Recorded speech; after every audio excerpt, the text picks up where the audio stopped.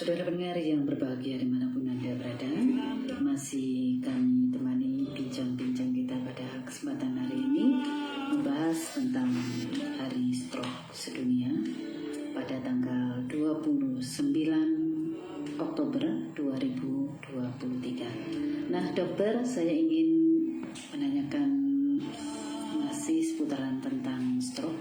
Sebenarnya apa gejala awal dari stroke itu dokter? Oke Bu, gejala awal dari stroke dapat menyerang siapa saja, itu yang perlu digarisbawahi dan dapat dikenali walau terkadang penderitanya sendiri tidak menyadari bahwa sedang mengalami stroke. Kalau gejala awal, gejala awal yang terjadi dapat ringan, tapi juga bisa diikuti gejala lain yang juga perlu diwaspadai. Beberapa gejala awal stroke yang umumnya dialami antara lain sakit kepala. Seringkali sakit kepala ini dianggap biasa. Namun bila semakin parah dan diikuti dengan gejala mual, muntah, sebaiknya segera periksalah diri ke rumah sakit. Karena jika dibiarkan dapat mengakibatkan kehilangan kesadaran dan berujung pingsan atau tidak sadar diri. Yang sakit kepala. Kemudian sulit bicara. Gejala awal stroke juga dapat menyerang panca indera. Salah satunya adalah lidah. Kondisi tersebut ditandai dengan kesulitan saat bicara, misalnya pelo, cedal, gitu. Kemudian kelumpuhan anggota gerak atau anggota tubuh tertentu. Pada stroke ringan, kelumpuhan biasanya menyerang anggota tubuh tertentu seperti wajah, kaki dan tangan. Bila mengalami gejala seperti itu, maka segeralah ke rumah sakit terdekat untuk mendapat penanganan. Jadi jangan ditunda-tunda. Kemudian dapat juga dilakukan tes ringan di rumah untuk mendeteksi adanya potensi kelumpuhan akibat stroke. Cobalah menggerakkan kaki atau tangan secara bersamaan. Misalnya angkat kedua tangan. Tiba-tiba kok rasanya tangannya lemes ya gitu. Angkat kedua tangan.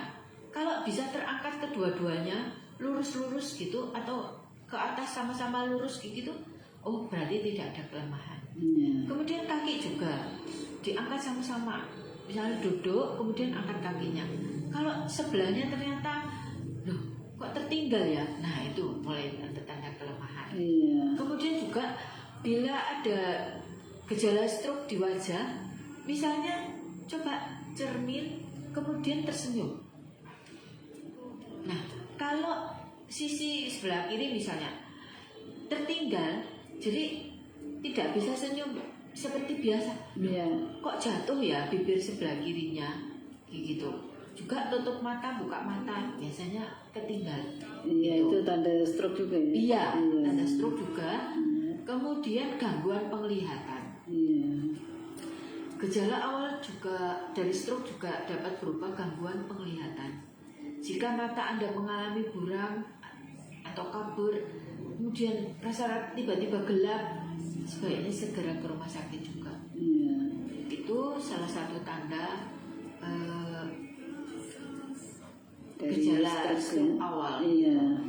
Kemudian ada slogan yang mudah diingat dari Kementerian Kesehatan berupa kata-kata segera ke RS. Nah, dapat digunakan untuk membantu mengenali serangan stroke yang terjadi. Misalnya se-nya itu senyum. Nah senyumnya tidak simetris. Nah tertinggal sebelah. Kemudian G-nya itu gerak separuh anggota tubuh melemah tiba-tiba. Kemudian R-nya itu bicara, pelo atau cedal tadi ya. Atau tiba-tiba tidak dapat bicara, atau tidak mengerti kata-kata yang diucapkan.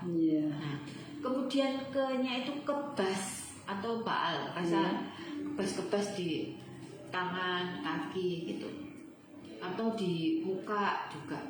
Kemudian R-nya tadi kan segera ke RS, rabun. Nah, R-nya itu rabun. Kemudian S-nya sakit kepala hebat yang muncul tiba-tiba dan adanya gangguan fungsi keseimbangan. Iya. Jadi kalau tutup mata rasanya mau roboh ke kanan atau ke kiri gitu Bu. Nah, kalau tadi sudah gejalanya ya, awal gejala dari stroke. Nah dokter, kira-kira ada berapa jenis stroke itu dokter? Ya, stroke itu kita bagi biasanya 2 jenis. Iya. Stroke iskemik namanya, terjadi ketika aliran darah ke otak tersumbat atau menyempit karena bekuan darah kah atau aterosklerotik, yaitu penumpukan kolesterol di dinding pembuluh darah. Dulu pernah kita bahas kasus ini tentang penyempitan pembuluh darah karena aterosklerotik. Waktu itu, jadi kalau aterosklerotik itu pembuluh darah itu kan seperti pipa.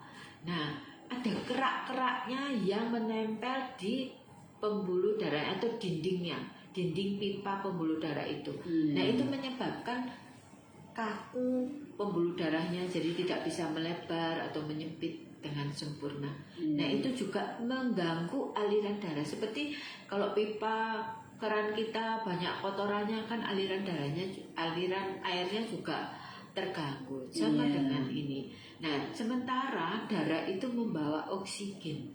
Nah, oksigen yang dibawa karena terganggu menyempitnya tadi, akibatnya sel-sel otak yang aliran darahnya kurang tadi kekurangan oksigen. Nah, itu juga bisa menyebabkan kerusakan. Kemudian yang kedua adalah stroke hemorrhagic atau perdarahan. Stroke karena perdarahan terjadi ketika pembuluh darah di bagian otak mengalami bocor, tidak harus pecah tapi juga bocor atau bahkan pecah. Kalau tekanan darahnya terlalu tinggi bisa juga pecah ya. Biasanya kebocoran disebabkan karena pembuluh darah sudah mengalami kondisi rentan. Nah, kalau pembuluh darahnya itu awalnya sudah kaku, banyak kerak-kerak kolesterolnya, nah itu terus tekanan darahnya tinggi langsung bisa pecah, sehingga tidak dapat mengalirkan darah ke otak lagi. Stroke hemorrhagic atau perdarahan bisa menyebabkan seseorang mengalami koma, bahkan kematian jika perdarahan tidak segera dihentikan. Itu Bu. Nah, kalau untuk pengobatan stroke sendiri itu bagaimana dokter? Ada bermacam-macam pengobatan tergantung dari jenis dan kondisi yang menyebabkan stroke. Pengobatan stroke berdasarkan jenisnya, misalnya satu penyuntikan RTPA atau rekombinan tissue plasminogen activator. Jadi ada obat yang disuntikkan melalui infus dengan tujuan agar darah bisa dialirkan kembali secara normal. Penyuntikan ini tidak bisa dilakukan pada semua pasien sih, dan diperlukan prosedur khusus. Suntikan RTPA hanya dapat diberikan kepada pasien yang mendapat penanganan dalam waktu 3 hingga 4,5 jam setelah mengalami stroke iskemik. Jadi agak susah mungkin kalau di luar kota. Jadi begitu tahu stroke, biasanya orang akan ke dokter dulu atau ke puskesmas dulu. Sementara istilahnya golden periodnya itu atau waktu emasnya itu cuma 3 hingga 4,5 jam saja. Kalau pertolongan pertama? Pertolongan pertama ya diturunkanlah tekanan darahnya, tapi tidak boleh drastis. Jadi tetap harus ketemu dengan dokter. Itu Bu. Kemudian yang kedua adalah pemberian antikoagulan. Pemberian antikoagulan itu supaya tidak terjadi pembekuan darah. Nah, anti pembekuan darah seperti obat heparin pada pasien yang mengalami gejala awal stroke dapat dilakukan agar pembekuan darah tidak terjadi. Gitu. Jadi anti bekuan darah. Meskipun pemberian obat ini biasanya diberikan pada pasien-pasien yang mengalami gangguan irama jantung. Jadi terutama pemberian antikoagulan itu diberikan pada pasien-pasien jantung. Tetapi ternyata melalui penelitian ternyata bisa diberikan pada orang-orang dengan stroke.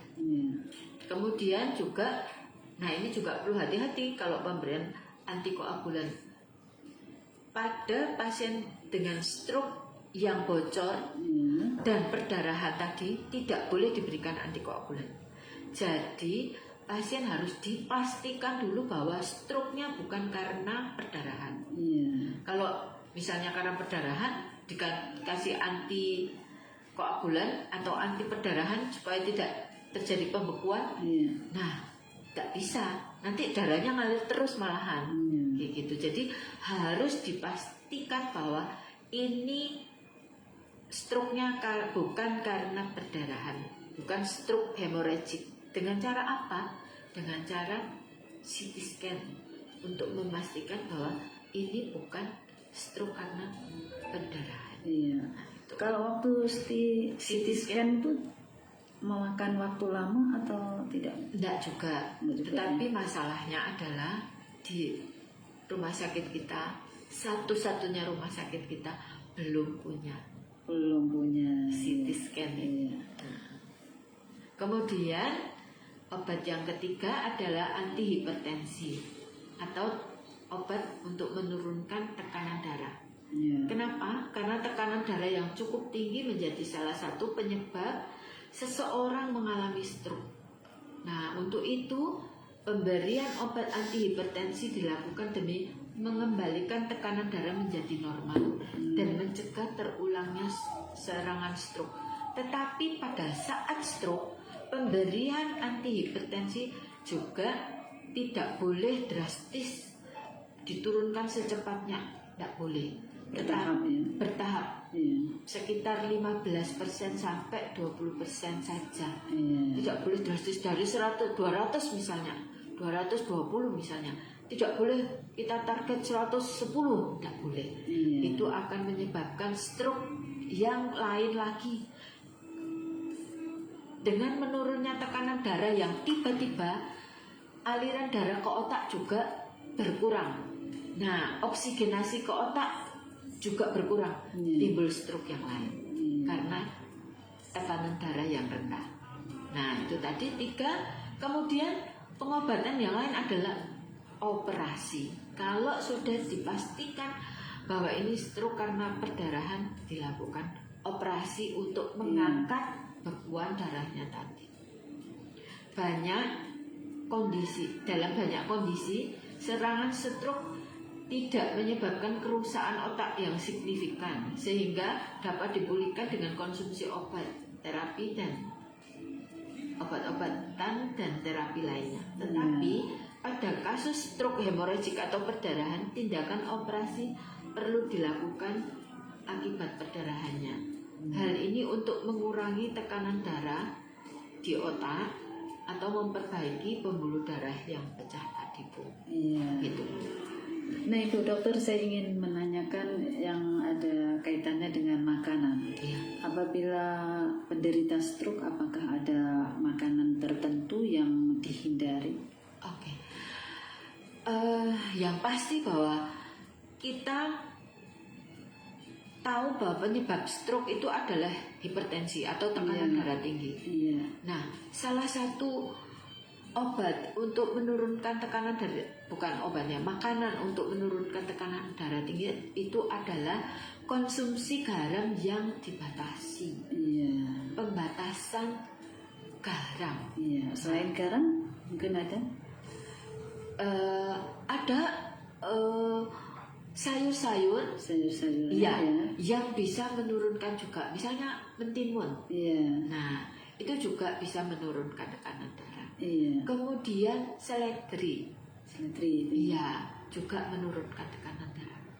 Nah, di samping tekanan darah yang harus dikontrol, juga kolesterol yang tinggi, terutama kolesterol yang jahat LDL, dapat dikontrol dengan misalnya ya ngurangi gorengan. Gitu. Apalagi gorengnya kita tidak tahu atau minyaknya banyak terus hitam lagi. Wah, itu ya minyak transnya tinggi. Kemudian juga banyak sayur dan buah. Nah, masak sayurnya juga jangan ditumis-tumis terus. Oseng-oseng. Iya, gitu jangan dioseng-oseng terus. Bisa di sop, bisa di kuah kayak gitu, cuma direbus-rebus. Nah, itu. Ada buah-buahan yang juga bisa menurunkan kolesterol. Buah apa itu? Ya.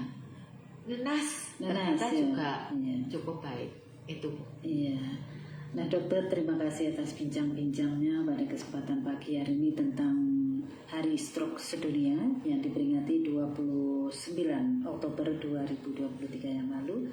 Nah Ibu Dokter, barangkali ada pesan-pesan khususnya untuk masyarakat Kabupaten Kapuas juga yang saat ini tengah mendengarkan siaran ini. Silakan Ibu Dokter.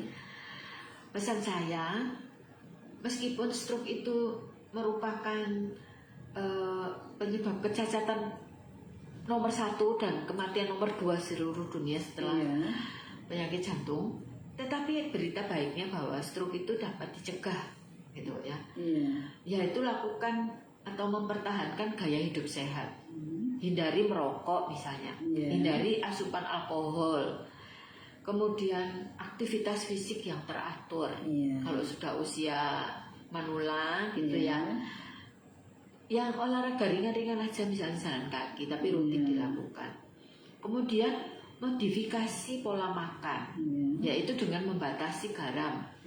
Kemudian daging, pilih daging yang tidak berlemak. Kemudian makanan manis sudah mulai dihindari ya, gula-gula, kemudian kue-kue, cake yang bolu-bolu, manis-manis gitu ya. Kemudian, nah kalau misalnya nih, kadang-kadang rapat kantor misalnya, nah mesti ada gorengannya. Iya betul. Ganti sekarang rujak. Iya betul, rujak itu ya. Rujak, ya ganti rujak. Tapi, nah gulanya lagi. Kalau sudah ada rujak, jangan kasih teh botol, gitu ya. Kalau rujak itu kan banyak macamnya. Iya. Nah tapi kan ada gulanya juga, gitu. Jangan kasih minuman yang manis. Teh misalnya, kopi, es teh gitu ya, jangan. Ganti air putih. Jadi mungkin ada makanan pembukanya, makanan penutupnya, betul. Ya. Kemudian mulai di pola makan misalnya salad, salad sayur, salad buah, tapi salad buahnya dikasih mayo, jangan. Keju, jangan. Tapi dikasih ganti mayonya itu dengan yogurt. Iya, bagus itu. Nah, itu. Kemudian salad sayur, jangan pakai mayo, tapi ganti dengan dressingnya dengan minyak zaitun, gitu. Misalnya campuran minyak zaitun yang virgin dengan bawang putih, garam dan merica sedikit, terus diaduk, dicampurkan jadi dressing. Iya, bagus itu enak. Iya, dressing sayur untuk salad sayur.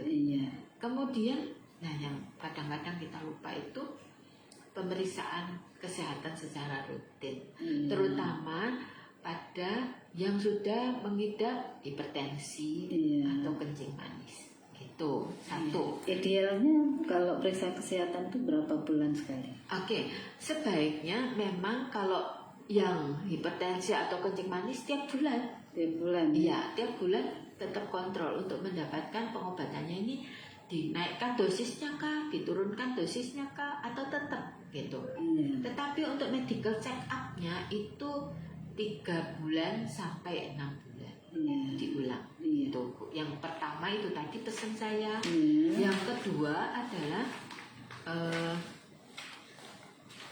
bila mengalami gejala awal stroke, ingat tadi slogan Kementerian Kesehatan, segera. Misalnya yaitu tadi senyatu senyum. Kalau sudah tahu bahwa senyumnya lo kok senyumnya tidak simetris atau tidak sama, nah cepet-cepet nih Ada ke perbedaan rumah ya. sakit, jangan ke dukun. Iya, betul. Nanti diguna-guna orang, datang ke rumah sakit, ke Iya. UGD. Kalau lewat jam 2 datang ke IGD. Iya. Kemudian G-nya tadi gerak, separuh badan melemah. Nah, harus cepat-cepat ke rumah sakit juga. Iya. Kok tangan sebelah kanan saya lemes ya? Latihan di rumah, diangkat dua-duanya, atau kakinya diangkat dua-duanya. Loh, kok satunya tertinggal ya? Nah, itu stroke juga Iya. gitu. Kemudian atau ra-nya tadi bicara. Loh, kok tiba-tiba pelo ya? Biasanya yang mengenali suara kita itu teman bicara kita atau Iya. pasangan kita. Loh, Pak, Bu, kenapa kok suaranya pelo? Nah, cepat-cepat itu harus Iya. segera ke rumah sakit. Kemudian ke-nya kebas. Kok kebas terus ya? Nah, itu juga harus sudah darah tinggi, kencing manis, kebas-kebas. Nah, itu juga Iya. harus mulai diwaspadai. Kemudian R-nya rabun. Tiba-tiba bangun tidur kok mata kabur ya. Nah, kemudian sakit kepala hebat. Nah, itu juga harus segera ke rumah sakit, jangan Iya. ke dukun. Kemudian yang ketiga, dengan tema Hari Stroke Sedunia tahun ini, bersama kita hashtag lebih besar dari stroke, saatnya kita menyatukan kekuatan untuk mengalahkan penyakit stroke tadi. Iya, Itu betul. pesan saya. Iya, Dok, saya ingin ini tadi ya, mengapresiasi itu yang disampaikan dokter tentang makanan yang manis-manis, misalkan ada kegiatan-kegiatan. Nah, saya rasa itu perlu disosialisasikan, dokter ya, Iya, Bu. supaya kan kegiatan-kegiatan kantoran memang biasanya ada menu-menu yang Iya. manis dan itu, jadi Rebus-rebusan iya, juga jadi harusnya. kan biasanya untuk makanan pembuka, penutup Iya. itu memang harus ada. Betul. Itu bagus sekali ya. Mudah-mudahan nanti Rebus-rebusan tadi disosialisasikan ya. Misalnya jagung rebus. Nah, itu bagus ya, atau iya, pisang rebus, ya itu kacang ya. rebus. Nah, Mungkin nggak payu ya. tapi itu sehat. Iya, Gitu. sehat ya. Iya. Atau kacang ya. Iya. Iya, kacang ya, kacang. Kedelai itu nah, kedelai. Kedelai itu ya. Apa ya dulu tuh kedelai itu? Iya tuh yang masih Iya, ada bungkusnya kedelai itu, yang nah. ada kulitnya itu ya. Kulitnya, iya. Kedelai rebus. Iya. Tapi itu jarang ya. Iya, Iya. mahal itu Bu. Iya. Edamame kalau di supermarket namanya edamame. Oh iya. Nah, itu mahal Iya. tuh tapi kalau Iya. sudah masuk supermarket memang mahal. Mahal ya. Iya. Iya, masalahnya biasanya kalau yang makanan tradisional, yang rebus-rebus, Iya. memang saya pernah melihat itu kurang diminati, ya. Kurang diminati ya. Iya. Padahal ini juga ketela rambat itu apa ya di sini itu? Ubi, Ubi. Nah, Iya. ubi itu disarankan untuk kita yang sudah usia 50 ke atas. Iya. Itu ubi. Ubi ya. Bisa ubi rebus, Iya. bukan ubi goreng. Iya, ubi rebus ya. Ubi rebus, iya. Itu ubi rebus itu banyak sekali. Tuh, ada yang warna-warni, Iya. ada yang oranye, ada yang biru oranye, ya. ada yang Iya. iya betul.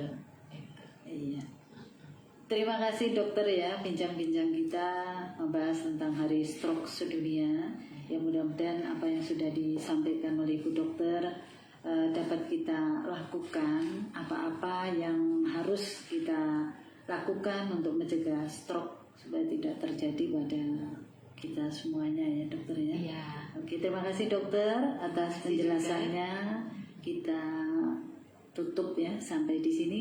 Mudah-mudahan kita berjumpa kembali dengan tema yang berbeda. Iya Bu.